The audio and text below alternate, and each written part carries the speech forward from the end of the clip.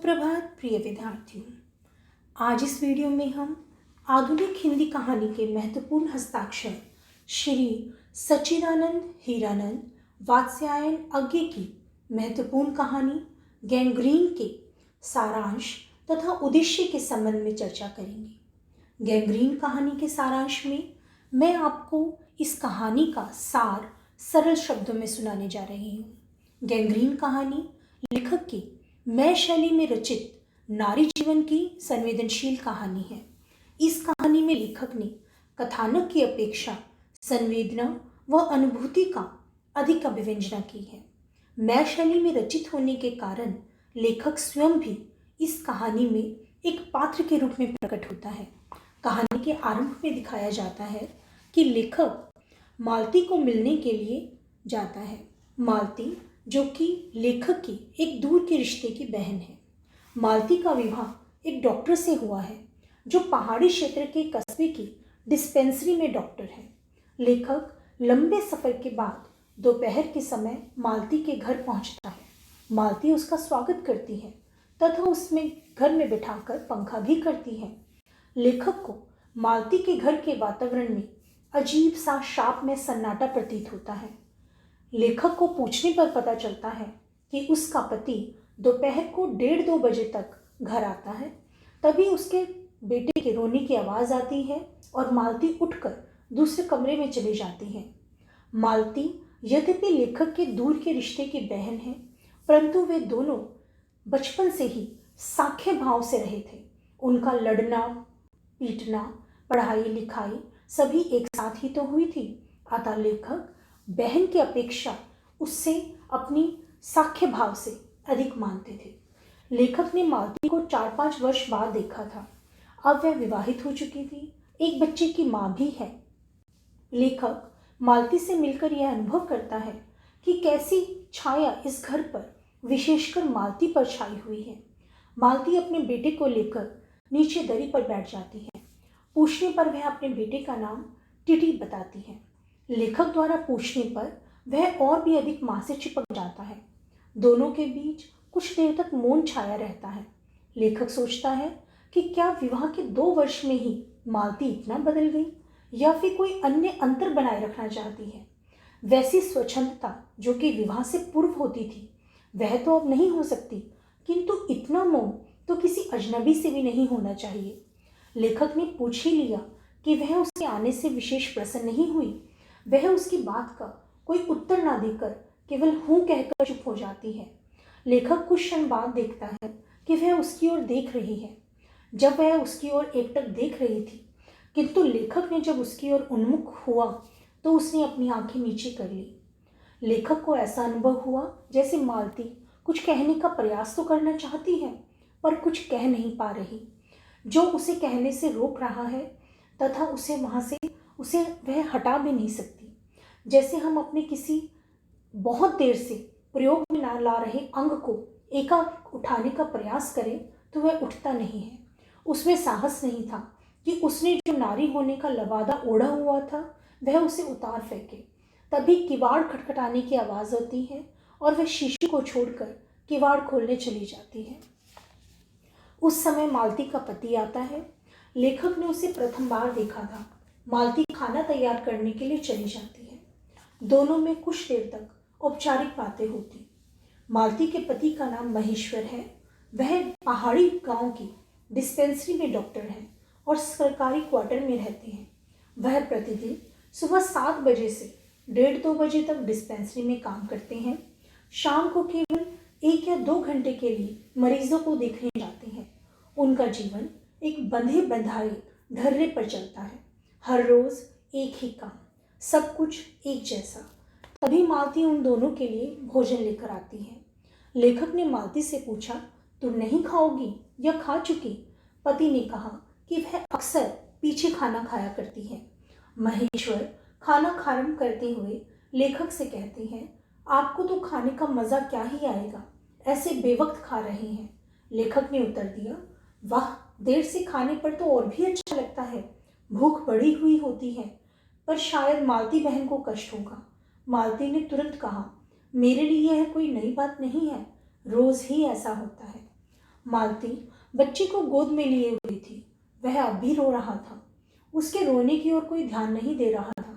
पूछने पर बताया कि वह चिड़चिड़ा सा हो जा गया है, रोता रहता है। वह बच्चे को डांट कर बैठा देती है और रोटी लेने चली जाती है। जब उन्होंने भोजन किया तो 3 बज चुके थे। महेश्वर ने बताया कि आज उसे जल्दी अस्पताल जाना है। वहाँ 1-2 चिंताजनक केस आए हुए हैं जिनका ऑपरेशन करना पड़ेगा। 2 की शायद टांग काटनी पड़े, उन्हें गैंग्रीन हो गया है। महेश्वर के जाने के पश्चात किवाड़ बंद करके मालती लेखक के पास बैठ गई। लेखक चाहता था कि वह खाना खा ले। वह मालती के बेटे को हाथ में लेकर झुलाने लगता है। वह कुछ देर के लिए शांत हो गया। मालती ने भोजन किया।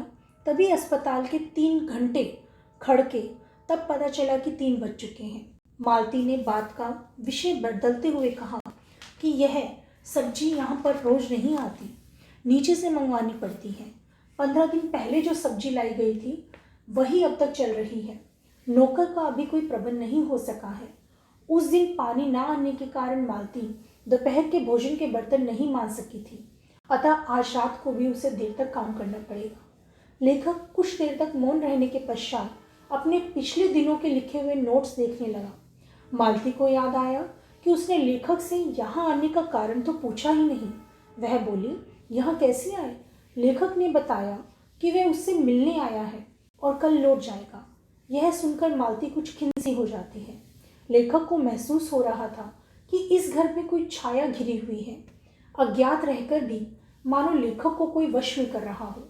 वह वैसा ही नीरस सा होता जा रहा था। लेखक ने विषय बदलते हुए पूछा, तुम कुछ पढ़ती लिखती नहीं हो? मालती थोड़ा सा हंस दी, जैसे कह रही हो यहाँ पढ़ने को है भी क्या। लेखक ने सहानुभूति के स्वर में जाकर कहा, मैं जाकर तुम्हारे लिए पुस्तकें भिजवा दूंगा। मालती ने पुनः पूछा, यहाँ कैसे आए? लॉरी में या पैदल? लेखक बताता है कि वह यहाँ पैदल ही आया है और सामान कुली ला रहा है। वह थोड़ा थक गया था, इसलिए टिटी को साथ लेकर लेट गया।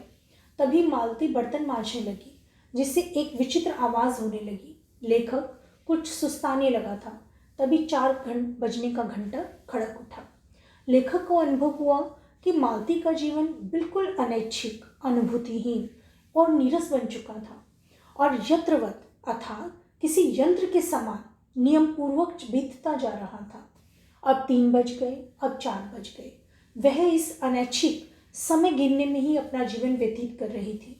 उसका जीवन मोटर के स्पीडोमीटर की भांति फासला नापता जा रहा था। यह सब सोचते सोचते लेखक को कब नींद आ गई उसे पता नहीं चलता।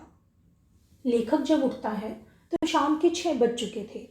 महेश्वर अस्पताल से लौट आया था और कुली भी लेखक का सामान लेकर पहुंच गया था।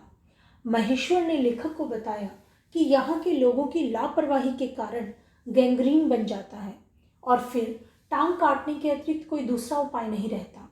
मालती को इस प्रकार किसी की टांग या बाजू काटना उचित प्रतीत नहीं होता।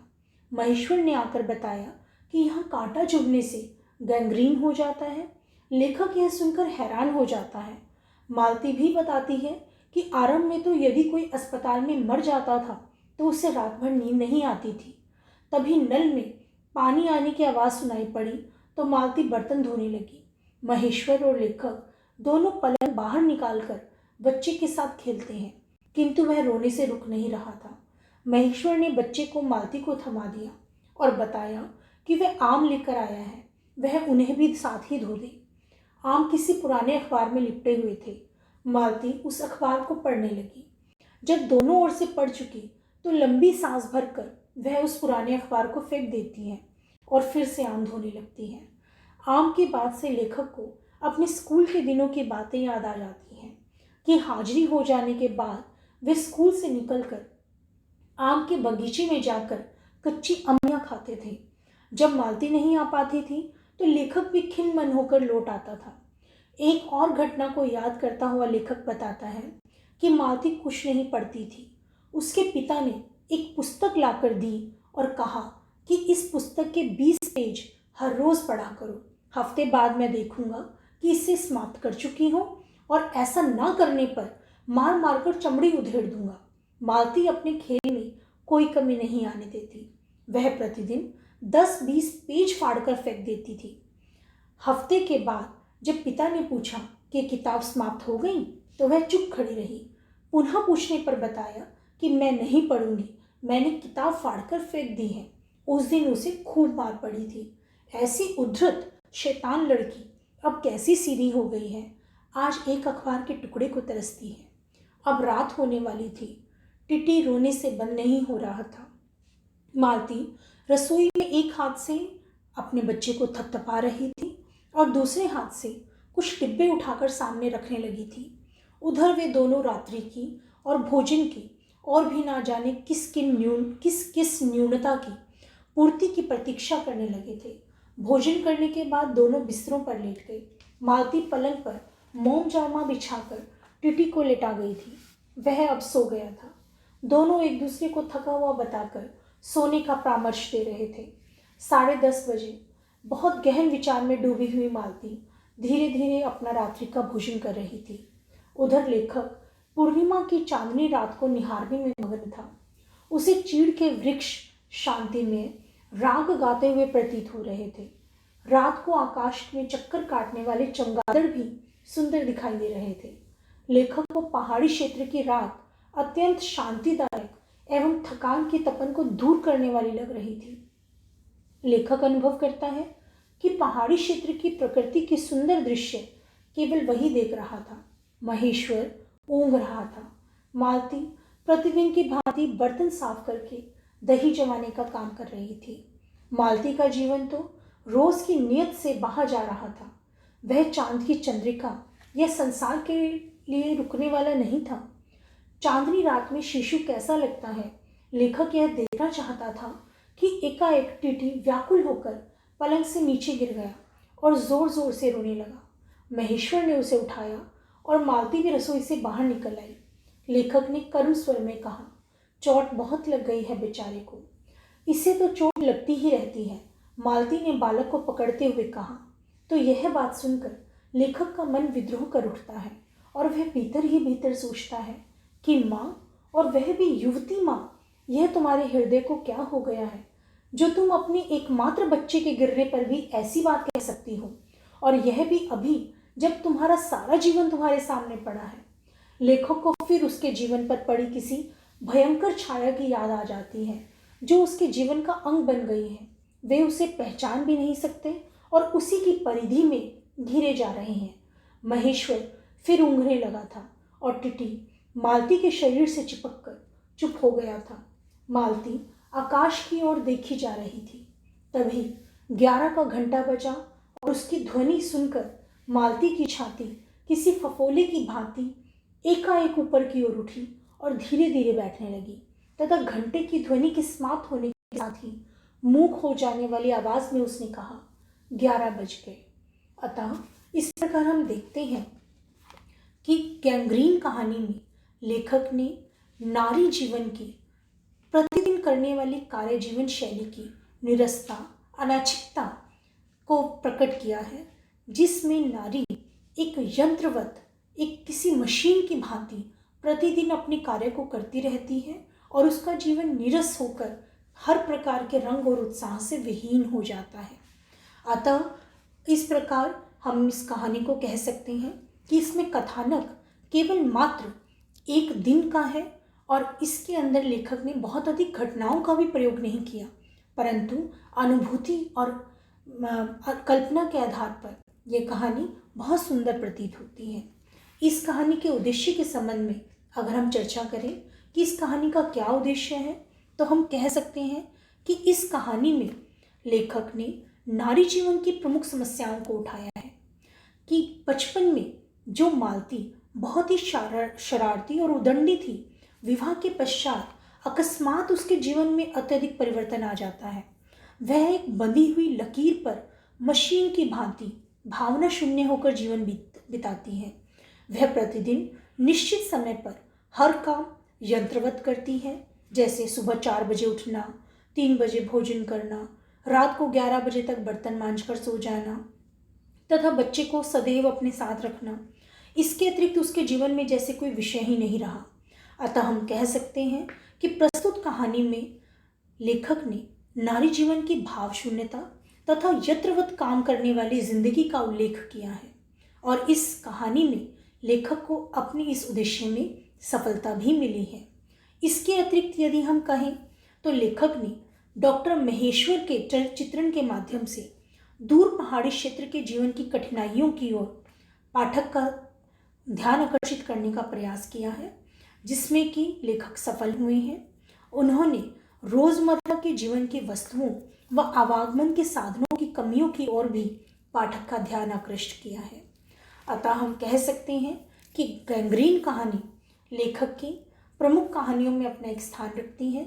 लेखक ने नारी जीवन की विभिन्न समस्याओं को उजागर करते हुए एक बहुत ही गंभीर मुद्दे को सरल शब्दों में हमारे सामने रखा है कि जीवन में प्रतिदिन एक ही प्रकार के हर रोज एक ही समान कार्य करते करते मशीन की भांति जो निरस्ता और अनैच्छिकता भाव शून्यता नारी के जीवन में आ जाती है, वह कितनी शोचनीय है। आशा करती हूँ कि आप इस कहानी के सारांश व उद्देश्य को अच्छी प्रकार से समझ गए होंगे। अब हम अगले वीडियो में मिलेंगे कुछ ऐसे ही नवीन विषयों और आपके सारगर्भित विषयों को लेकर। तब तक के लिए धन्यवाद।